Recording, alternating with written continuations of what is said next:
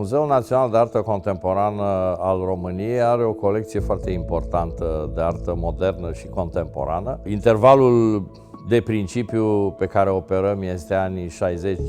ai secolului trecut până, să zicem, anii 2020 ai secolului în care ne aflăm, cu mențiunea că în ultima vreme curiozitatea și interesul nostru s-a extins și către perioada interbelică, unde se află de fapt rădăcinile formative ale artiștilor cu care operăm în mod curent. E o colecție vastă, e o colecție eclectică, dar când spun eclectică, de fapt o spun cu mândrie, pentru că oferă, cum să spun, posibilități practic nemărginite de explorare. E aproape ca un film detectivistic să te plimbi prin depozitele acestui muzeu, datorită varietății lucrărilor, datorită legăturilor care se pot face între ele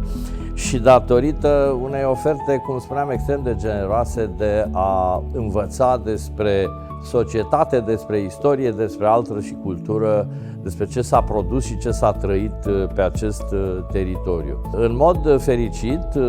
a fost reluată în 2020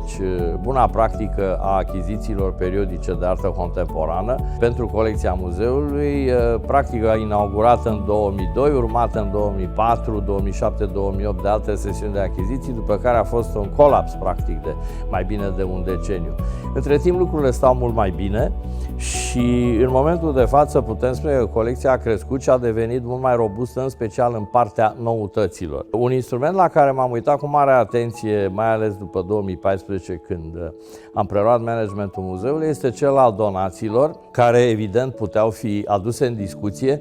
cu potențial parteneri, în primul rând artiști care s-au bucurat de atenția muzeului sau familii moștenitori al unor colegi de-ai noștri decedați, dar și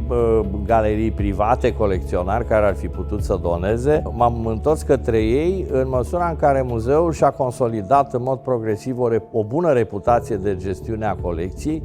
A reușit o serie de expoziții foarte reușite care se bazau pe colecție, pe această colecție care tot timpul a fost privită cu o anumită suspiciune de către marele public și una peste alta s-a dovedit că MNAC-ul este un loc interesant, un loc care atrage publicul, e o instituție culturală robustă și face sens într-un fel să sprijini activitatea noastră prin donații punctuale, prin donații solide, chiar de întregi colecții și așa mai departe. Astfel că în momentul de față ne aflăm, după 12 ani de efort, în poziția confortabilă de a pregăti o expoziție a donațiilor pe care le-am primit în toți acești ani, o expoziție care sunt convins că va fi extrem de interesantă și care se uită în alt fel la această idee a colecționării. A fost pentru mine personal, dar și pentru noi o extrem de plăcută surpriză intenția doamnei Ileana Stănculescu de a ne dona o lucrare a regretatului nostru coleg,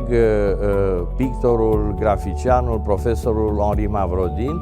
o personalitate extrem de complexă, un om misterios, cu o biografie complexă, care a debutat în România, a fost un elev și un